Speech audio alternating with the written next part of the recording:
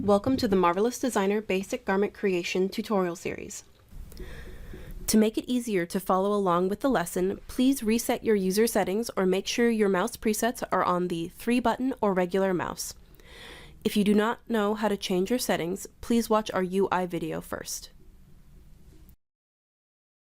In this tutorial, we are going to show you how to make a color-blocked button-down shirt from a basic block pattern shirt. If you do not already have one, please check out our introduction level tutorials and learn how to make one. Or you can always use the modular configurator base t-shirts, so long as they do fit your avatar relatively well. To start, let's go ahead and open up our shirt. I'm going to go up to File, Open, Garment, and I have my blocks already made. I'm just clicking my block folder, and I'm choosing Women's Symmetrical Pieced because I will be using a female avatar for this. And then I will be bringing in my avatar. I've already saved her to my avatar library. She is a base avatar that comes with Marvelous Designer, Female B, and I'm double-clicking her to bring her into the workspace. And I do want to load the pose. And we have the avatar in our workspace. Now we are going to be making a collared button-down shirt, so I am going to use an existing collar from the modular configurator by opening that tab, going to Women, and I'm choosing the Shirts option. Basic or short, it doesn't matter, we're only bringing in that collar. And double-clicking. And I have a bunch of colors to choose from. This way I don't have to create any from scratch right now. We will have tutorials on how to create one from scratch later on. I'm choosing the classic color and double-clicking that. And then I'm going to close Modular Configurator and move that in my workspace so it's closer to the avatar's head or shadow. Now that I'm done with my Modular Configurator mode, I do not need it anymore, and I don't need these frames anymore, so I can right-click in the 2D window and choose Remove Modular Relationship. The modular frame will be deleted, and I do wish to proceed, so yes. And it's removed that from the workspace. Next, let's go ahead and zoom in on our avatar. The collar is not in place yet, so simulate to put the collar onto the neck. Going up to the left-hand corner and choosing Simulate, or you can always use the spacebar. And it is on our avatar. So let's go ahead and sew it into the neckline and see how that sews. So in the 2D window, we can choose Free Sewing. And if we look, let's turn off simulation, at the collar, there is a part that's overlapping, and you can see it by this line. This indicates to me, because this is our modular pattern, that this is the overlap for the placket that it would have sewn to on a different pattern piece, so we can use this as reference later.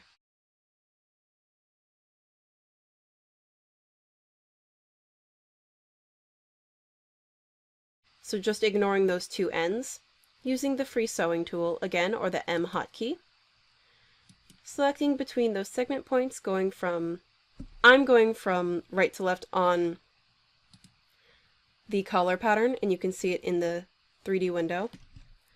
And then I'm going to sew, same thing, from the front right to left, holding Shift to select multiple lines, sewing around and letting go, and that creates a sewing relationship. And then I can simulate it to put it in place. Now this depends on your collar, but you may have to make some adjustments, so using the Edit Sewing tool, we can check our sewing relationship. By selecting the collar and comparing that to the actual neck that it is sewing into, this small millimeter difference is fine to sew into. It should not cause any problems. If you're worried that it's not going to sew in perfectly, if it doesn't look like it's causing issues, you can get away with it. Marvelous Designer is pretty forgiving. So the total is negative 0.17 difference. You could match it, you don't have to. If this was a very severe difference, like let's just say a full inch or maybe even a full half inch, then that is something that you would want to adjust your collar or your neckline for by raising the neck and or changing the distance of these lines. But this is fine for now, so let's go ahead and start creating the front placket next. Now that we've sewn the collar down, we can also use that overlap that we saw earlier as reference for creating our placket. So going to the toolbar and choosing the Edit Pattern tool or the Z hotkey, let's just zoom in on that collar and select that segment. It's telling me that it is 12.5 millimeters. So that's about a ½ inch overlap, so that would make my placket end up being 1 inch, which is the average size for a button-down placket. So we can just set the offset on the shirt itself to that same number. Selecting that center front line, right-clicking, and choosing Offset as Internal Line, we can make the distance 12.5, which is the same, and 1 offset, making sure to extend it as far as it can. And that will apply it to both of the left and right pattern pieces because they are symmetrically linked when I made them. This means, as you saw, anything that happens on one side is applied to the other. While it's still selected, let's go ahead, and I always double check and say extend or trim and add point to pattern outline, because I am going to cut this next. I am not going to sew, I'm going to just cut because we will be making a second one. So let's go ahead. Once that is done, feel free to move your pieces out of the way. After moving your pattern pieces, if the 2D texture bothers you, you can toggle that on and off using the 2D texture tool in the toolbar or the Shift-T hotkey. And let's go ahead and use the Edit Pattern tool again. Select that center front line, right-click, and select Merge. So now we just have the one placket. We do want to make a symmetrical second one, so swapping over to the Transform Pattern tool, we're going to remove the linked editing across that center line by right-clicking and choosing Remove Linked Editing. The reason we've done this is because now we can create another symmetrical pattern that will be the upper or lower placket. So again, right-click it and choose Clone Pattern with Linked Editing, selecting Symmetric Pattern with Sewing, or you can select it and hit Ctrl-D. Placing that in your workspace, you'll see it here. It just appears in the 3D window. It's actually in a really great spot, so just move it a little out of the way. And now we are going to consider how our pattern will be built. For this shirt, we want looking at our avatar, we want the left side or the right worn side to be the upper layer, and we want this right side or the left worn side to be the under layer. So I want this upper placket to move to the left in my 2D window, and I want this lower placket to move to the right in my 2D window. I'm doing this just because it will be a little easier in a second, because now we are going to move them in the 3D window, selecting the pattern, and then using the arrows to move it, almost perfectly laying it right over, but giving it some space. Because now we are going to apply our buttons. In the 3D window, in that toolbar, you'll see the button options. So we have Select and Move, so this is kind of like your edit tool. There is the button tool, so we can apply buttons. Same thing with the buttonhole. And then the Fasten Button tool. So once you've applied a button and a buttonhole, you can put the button through that buttonhole. So selecting the button tool, and remembering that this one is the lower layer, the one on the right in my workspace, I can apply a button just using the left click once, and that will appear on the avatar. There it is. So make sure to zoom out so you can see how it's going to look. Then we're going to make all of our buttons all at once. So using the Select or Move button tool, you could do this by hand. I don't really recommend it, so it's going to be, because it might not be a consistent spacing in between all of your buttons. So I just use the Edit button tool, right click, copy, right click and paste or Control V, making sure that it's on that center line below. You can also hold Shift to keep it centered. I'm going to right click, and you can see that this purple number indicates the distance in between the center of these buttons, and it'll appear on the 3D garment as well. And right clicking brings up a paste pop-up window. Now I can edit my intervals to be exactly 70 millimeters, and what I like the best is using the number of buttons or buttonholes. I can increase the number that appear per that interval. So if I wanted to do 7, I have 7 at exactly 70 millimeters between the center of each one. And this makes it a lot easier. Now, a trick when you are placing buttons is to make sure that no matter what you do, with your intervals at least, you have at least one button right at the apex. It doesn't matter if it's a female or male, whatever is the apex or the high point of the bust, you do want to have a button right there. You will see why in a minute. Once you have applied your intervals and your buttons, go ahead and select OK. Next, using the Edit button tool, highlight all your buttons again, and this is why we symmetrically linked those front plackets. Right-click them and choose Duplicate as Buttonhole to Symmetric Pattern. And now you don't have to reapply it all at once, hoping that you did everything perfectly. Now that those are applied, go ahead and fasten your button using the Fasten button tool. Again, just click with left mouse and drag, and you get a bunch of arrows that you can then put through the buttonholes.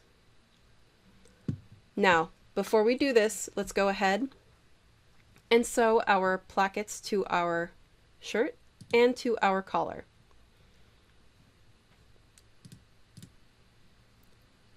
So they are sewn, and then let's go ahead and remove the sewing from the top here.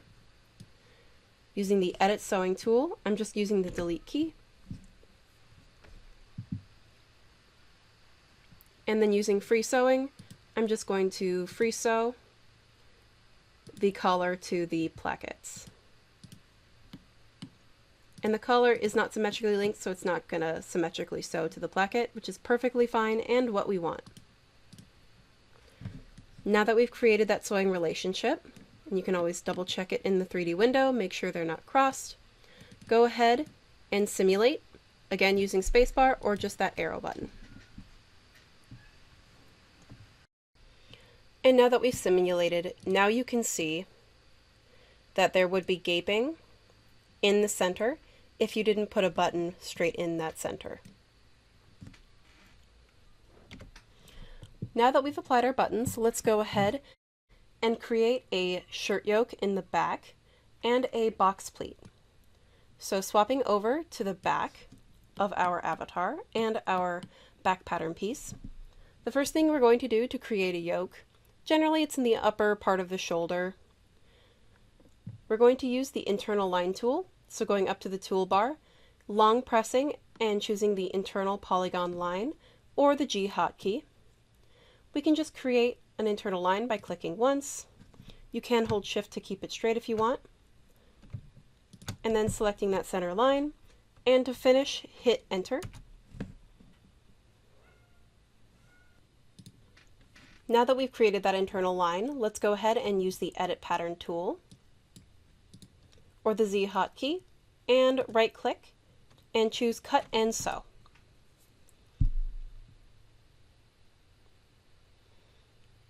So now we have our upper yoke, and we can actually right-click that center line and merge them, again since they were symmetrically linked. So now the patterns are symmetrically linked across this mirrored dotted line. Now let's go ahead and move them out of our way using the Transform Pattern tool and create our pleats.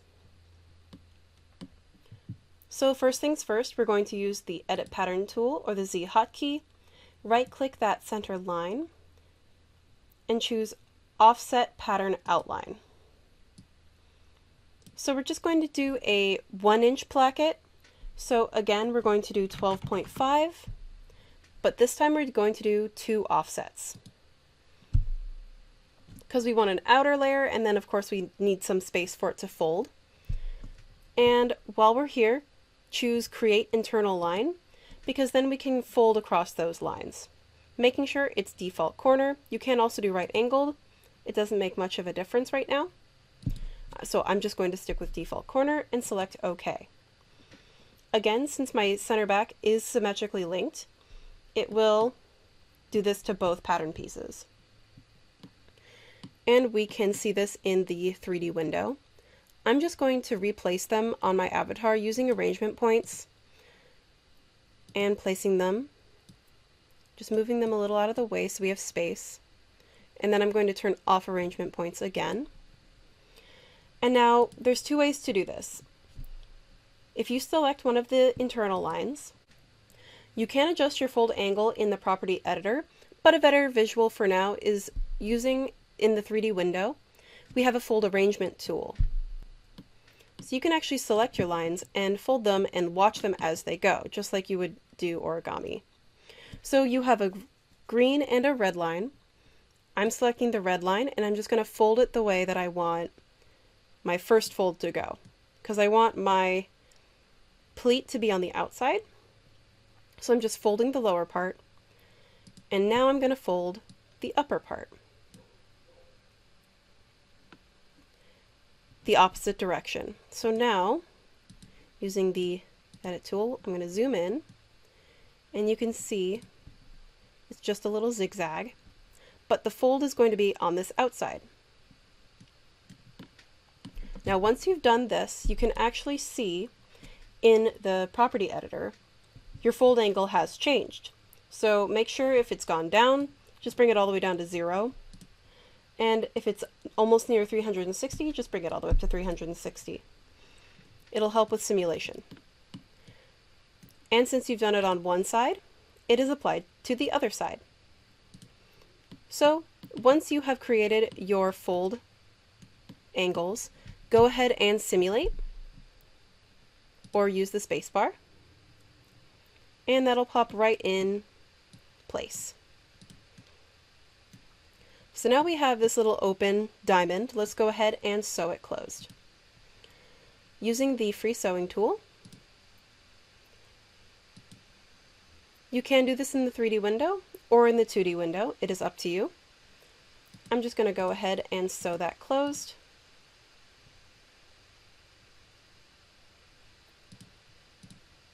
And making sure on this last one to stop at that blue ghost, or when my number hits 0.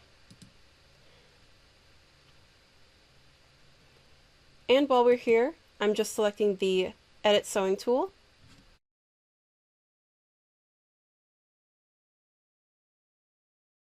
And I'm just going to select those sewing relationships on this fold and making sure that it is a turned angle.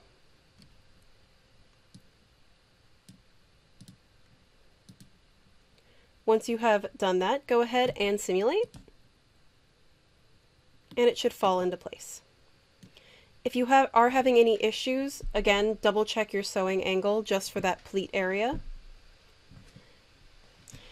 If simulation is giving you any issues and it's not resting smoothly, go ahead and select both of the back pattern pieces, holding Shift, and go to your property editor and bring down your particle distance. I'm going to bring mine down to 10, just so I can show you. And then simulate again. And it will look a lot better. Now that we have made our box pleat, let's go ahead and merge those together so we remove that seam. Again, using the Edit Pattern tool, Selecting that line, right-clicking, and choosing Merge.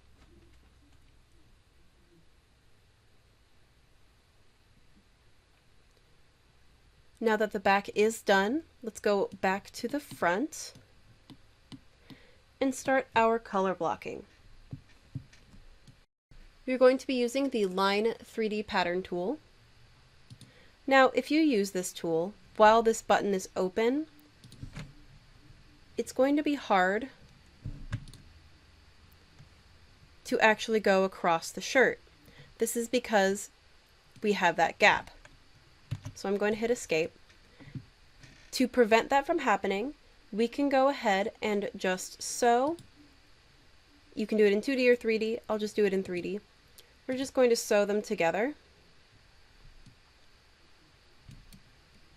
and simulate with the spacebar. So now it is flat across the center front. We will delete this sewing later. Now that it's flat across the front, we can make our color blocking. I will be using the Line 3D Pattern tool. You can do this in the internal line if you want. I'm just going to be making a diagonal line from the shoulder down to the side. Feel free to do whatever you want, so long as you end up color blocking your pattern. I'm going to left click once, and I know that this isn't going to go all the way across. Much like the rest of the pattern tools, Control creates a curved line. So I can just hold Control, and then I can double click to finish this line. And now you can see it in the 2D window. Now you can see in the 2D window that we have the shadow of our 3D pattern line.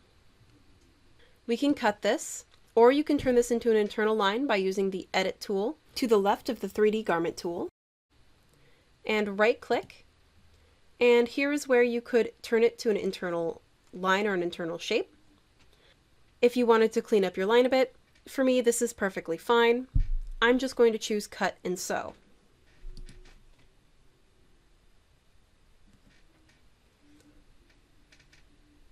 And we can see here, it doesn't do it to that under layer, which is great. It only applied it to the upper layers, and it removed the link editing. So let's go ahead and bring in other fabrics next. Now, in previous tutorials in our introduction series, we did briefly go over the object browser, but we'll talk on it again. So we have fabric. For example, the collar that we brought in, we have the collar stand. If I select that collar stand fabric, this was applied only to this one pattern piece. If I choose color, it brings up that orange highlight and it does the same thing. And if I choose the fabric 1 that I made the rest of this out of, it highlights all those other pieces.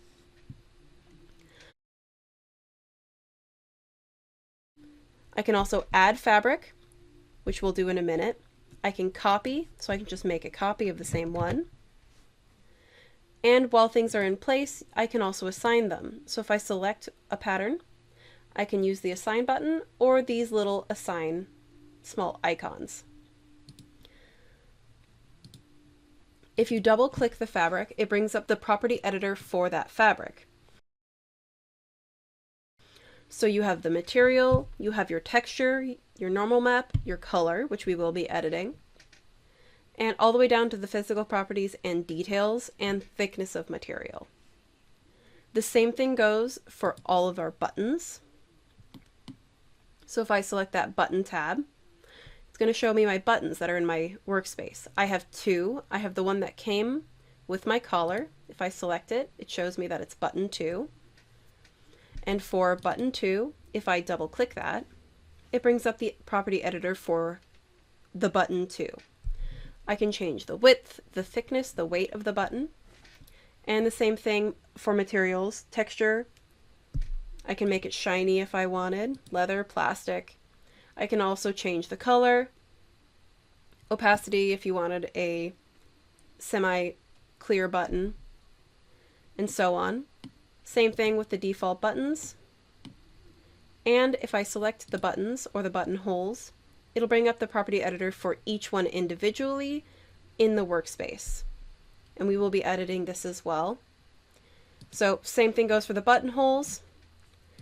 And we also have top stitching. We will not be using top stitching here, but our top stitching tools are the very rightmost tools.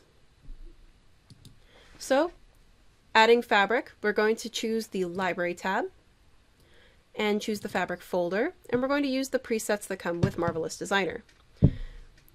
This is a button-down shirt, so I could do chiffon if I wanted. I could also do like a shiny cotton. Let's see what we have. I'm just hovering over them. I like cotton sateen, so I'm just going to click that and drag it and drop it into my object browser under my fabric tab. Now you can see cotton sateen does not have any fabric attached to it, so I could delete it if I wanted to. Instead, what I'm going to do is apply it to all of my pattern pieces by holding Control and then A to select them all, and I'm just going to choose Assign. And that allows me to be able to delete the old fabrics, so I'm going to go ahead and do that. And then for color blocking, I am going to make a copy of this by selecting that fabric and choosing Copy. And now I can make a new version. I'm going to double click that and go down to Material and choose Color. Double clicking the color. If I had a matching color, I could use the eyedropper, but I'm just going to do like a dark gray and hit OK. Feel free to do whatever color you want, however many times you want. And now let's go ahead and drag and drop them onto our pattern pieces. So you can just drag and drop, or you can select a pattern piece and choose Assign like you saw me do before. You can also drag and drop in the 3D window.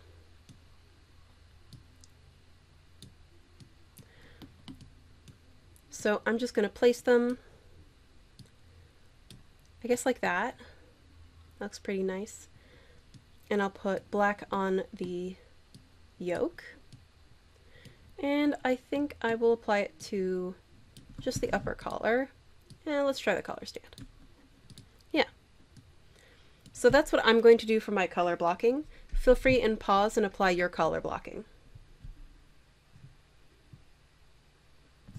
So now that we've done this, we're pretty much done with the fabric, besides from bringing the particle distance down. Let's make the design changes to our buttons and our buttonhole. So going to buttons, if I select default button, that shows me that these are all the center front ones. Now we can see that they're pretty large, so let's go ahead and change their size. So I'm going to change the button just by double clicking the default button. You can change the name by just double clicking on the name there, or here under name. I'm going to change the size to 10 millimeters because I do want it to match. I just hit enter. And I'm going to do the same, similar to the buttonhole, swapping over to the buttonhole tab. And I'm going to make them default buttonhole. I'm going to make that, they're always a little bit bigger, so I'm going to make them 12 millimeters. Hitting enter.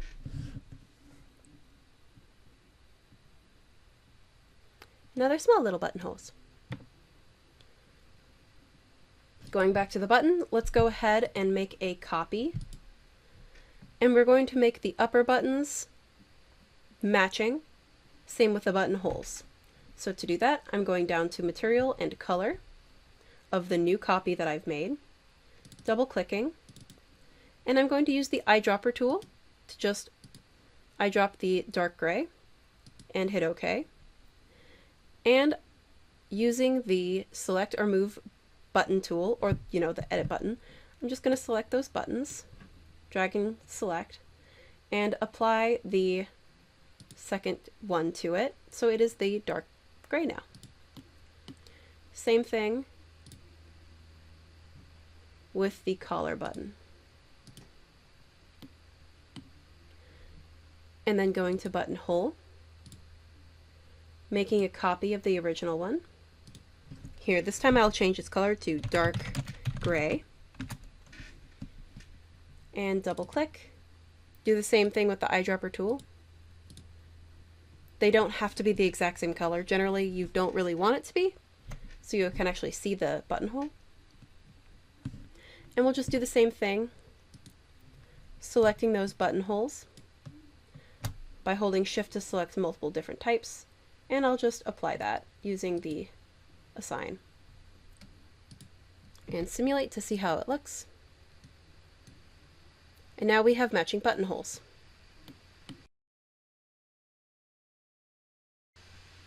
Once that is done, we can start doing touch-ups. We notice that the collar's a little floppy, same thing with the collar stand, and the center back generally has some sort of stabilizer in it. Let's go ahead and see how the center front looks. You can leave it sewn if you want, but let's go ahead and edit that sewing. Same with that. And simulate, because we're deleting that sewing relationship that we had before.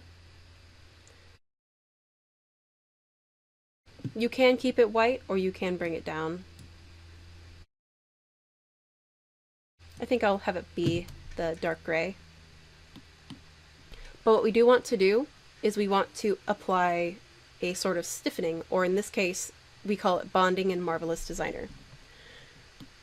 So I'm going to select with the Transform Pattern tool, turn off simulation, all of those pattern pieces. So I'm selecting the collar stand, that back yoke, and my placket pieces.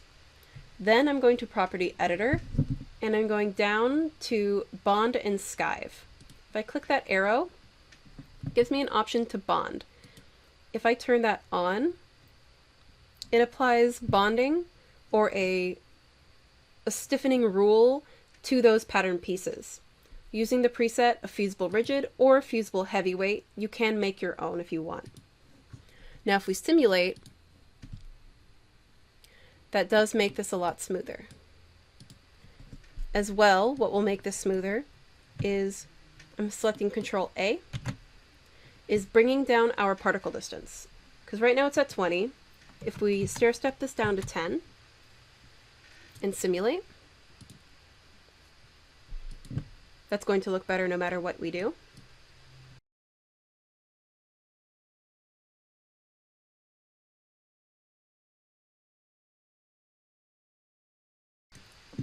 And then we're going to do it one more time, turning off simulation. And we'll bring it down to 5 because we're just going to finish off this shirt. 5 particle distance for the most accurate real-life wrinkles, utilizing cotton sateen as your fabric. Selecting 5 particle distance and simulating one last time. And go ahead and let that settle down for a minute.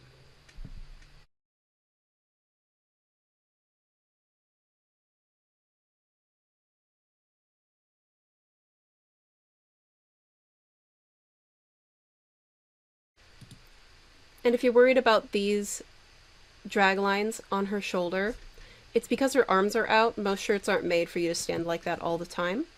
So you can also change her pose. If you're using the normal Marvelous Designer avatars, it's under Pose File, and I just do the attention pose. Pose only.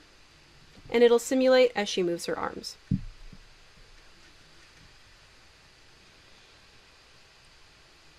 You don't have to do this, but you can always check your fit this way.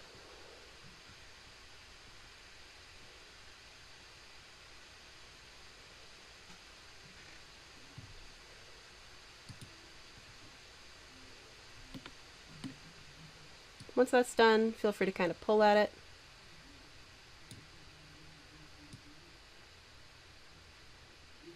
Just remember it's at 5 particle distance.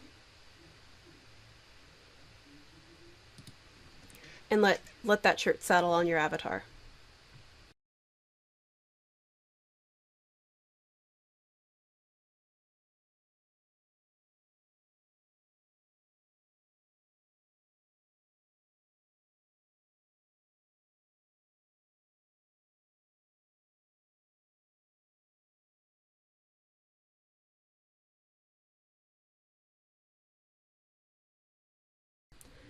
Once it is done and you like how the wrinkles look, we're going to save this as a garment. So if you go up to File, you can save as Project, which just kind of saves all the avatar and your pattern, or you can go to Garment, which saves it just the garment itself without the avatar. I have a tab for all my finished garments. I can also save it in my folder for lesson number 1. I'm just going to save it in Finished Garments. And I'm going to save this as Color Blocked Button Down and select Save. And that finishes it for this tutorial. Thank you for watching, and follow the links here to the next lessons. If you liked this video, hit the like button below and subscribe for more. If you have any questions about getting started in Marvelous Designer or this lesson, please leave a comment below and we will do our best to answer your questions. If you want more information on Marvelous Designer, check out our website, forum, and official Discord channels, which are all linked in the description box below.